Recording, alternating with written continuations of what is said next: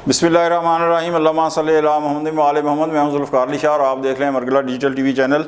बात ये आ जाती है कि तहरीक इंसाफ जो भी बात करती है ना, मैंने गुज़श्ता हफ्ते भी एक वीलॉग में कहा था कि कमाल की करती है। यानी गुज़श्ता हफ्ते उसने कहा था कि वो स्पीकर और वज़ीर आज़म के ख़िलाफ़ नो कॉन्फिडेंस की मूव लाएगी, ठीक होगी बात जनाब। और अब यह है कि उन्होंने कहा है कि जनाब हुकूमत के ख़िलाफ़ जो है पूरे पाकिस्तान के अंदर एक एहतजाजी तहरीक जो है ना वो चलेगी। और ये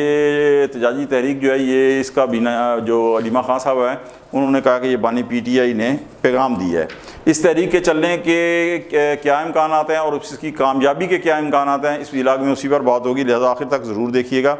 अच्छा, एक चीज़ जो मैं शुरू में कहना चाहता हूँ कि वो तहरीक इंसाफ के हवाले से वो ये है, और पूरे यकीन के साथ मैं कह सकता हूँ कि तहरीक इंसाफ की किसी भी हवाले से दुकान बेशक पकौड़ों की हो, लेकिन बात उन्होंने करोड़ों की करनी होती है। यानी आप ये देखें कि जो उनकी गुज़श्ता जो एहतजाजी तहरीकें जो बुरी तरह नाकाम हुई हैं, उससे पहले क्या बलंग बांग दावे किए जाते थे, जनाब हम 5 लाख बंदा लाएंगे, हम 10 लाख बंदा लाएंगे, लेकिन वो आता 5000 भी नहीं था। ठीक है, तो वो जनाब बातें जो है ना वो आप ये समझें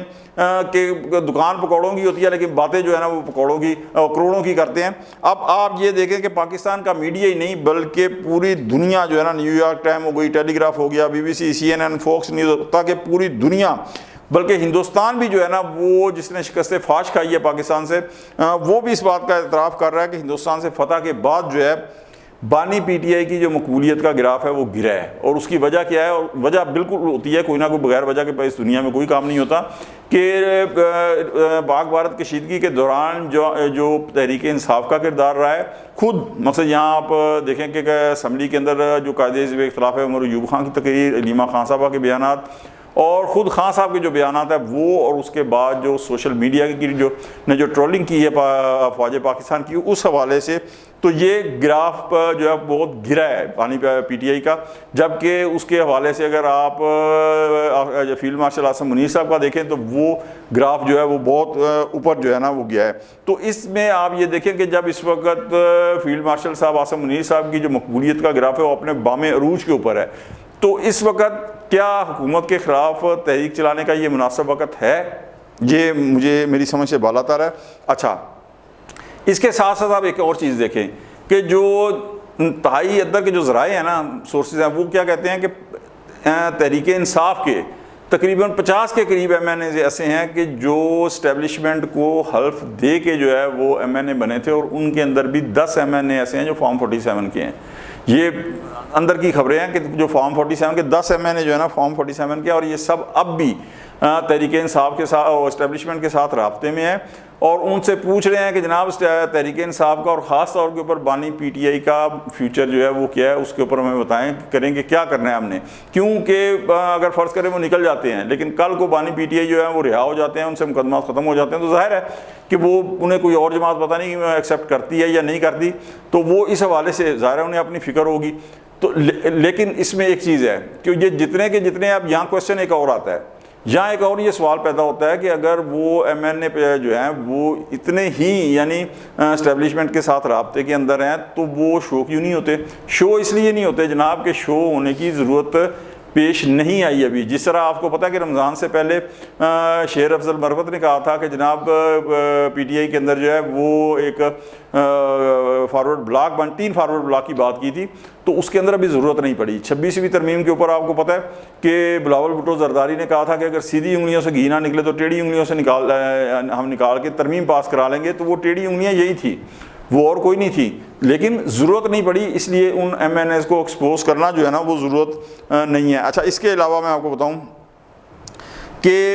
254 अफराद जो हैं जो 9 मई के केसेस के अंदर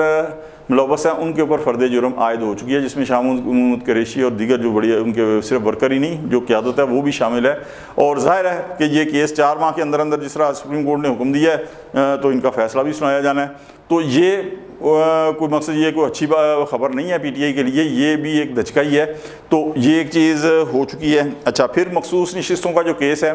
वो तो ज़ाहिर है कि अब ईद के बाद चला गया, लेकिन जो इस्लामाबाद के अंदर सीनियरिटी जजेस का केस है उसका फ़ैसला ऐन मुमकिन है कि आपका इससे पहले आ जाए। ठीक, अच्छा, फिर जनाब जो मुहिम चलाई गई थी आसम मुनीर साहब के ख़िलाफ़, पाक भारत कशीदगी, वो इस कदर बैकफायर हुई है जो है तहरीक इंसाफ के लिए, क्योंकि हालात जो है वो एकदम वर्स हो गए। जो तहरीक इंसाफ और बानी तहरीक इंसाफ की सोच थी, अब मुझे नहीं मालूम कि वो इतना बड़े लीडर होने के बावजूद जो है फ्यूचर के हालात देखने में वो हमेशा नाकाम क्यों रहते हैं, और उनकी हमेशा जो वो जो समझते हैं वो गलत क्यों साबित होता है। तो वो इस कदर बैकफायर पॉलिसी साबित हुई है कि जनाब वो उससे बानी पीटीए की जो मकबूलियत है वो बहुत ज़्यादा जो है वो नीचे चली गई है। और तहरीक इंसाफ के मतलब उस जो मुहिम थी सोशल मीडिया की, उस हवाले से जो आम अवाम है, आदमी है, उसके जज्बात कोई अच्छे उनके अंदर कोई जज्बात जो है ना पैदा नहीं हुए। अच्छा, फिर एक और चीज़ कि जनरल फैज़ हमीद की जो टॉप सिटी केस है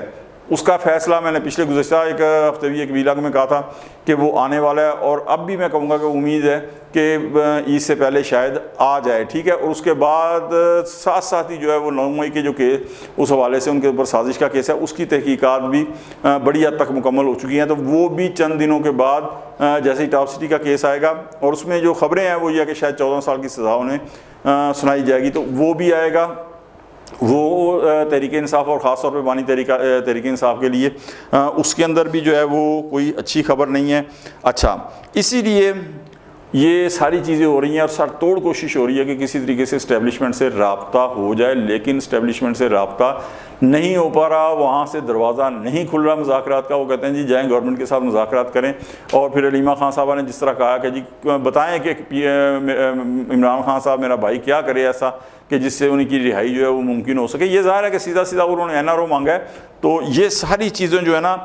ये होंगी। और आपको याद होगा कि ये तहरीक जो अब चलाने की बातें हो रही हैं, ये रमज़ान से पहले भी ये बातें हुई थी कि एक बहुत बड़ा अलायंस बनेगा, तहरीक चलेगी, लेकिन ना वो अलायंस बन सका, ना मुज़ाकरात हो सके, ना वो तहरीक चल सकी। तो ये तमाम हालात जो है ना किसी भी तहरीक के चलने और उसकी कामयाबी जो है वो तो दूर की बात है, बल्कि उसके शुरू होने के लिए भी ये हालात किसी तौर पे साजगार नहीं है। बाकी ऐलानात आप जो मर्ज़ी करते रहें, जिस तरह मैंने कहा ना कि दुकान आपकी करोड़ों की है, बातें बेशक आप करोड़ों की करते रहें, लेकिन करोड़ों आपके पास आ नहीं जाएंगे, बल्कि दुकान आपकी पकौड़ों की रहेगी। तो ये तहरीकें पहले भी इन्होंने ऐलान किया रमज़ान से पहले कि अलायंस बनेगा, ना अलायंस बन सका, ना तहरीक चल सकी। और अब भी शायद जो तहरीक चलाने का ऐलान है गवर्नमेंट के ख़िलाफ़, उसका अंजाम भी शायद यही हो। अगर आपको हमारा वीलॉग अच्छा लगे, लाइक कर दें, दोस्तों तक शेयर कर दें, और हमारे मरगला डिजिटल चैनल को सब्सक्राइब कर दें, और बेल आइकन का बटन लाजमी दबा दें ताकि नई आने वाली जो वीडियोज़ हैं बर वक्त आप तक पहुँच सकें। अगले वीलॉग तक के लिए ज़ुल्फ़िकार अली शाह को इजाज़त दें। अल्लाह हाफ़िज़।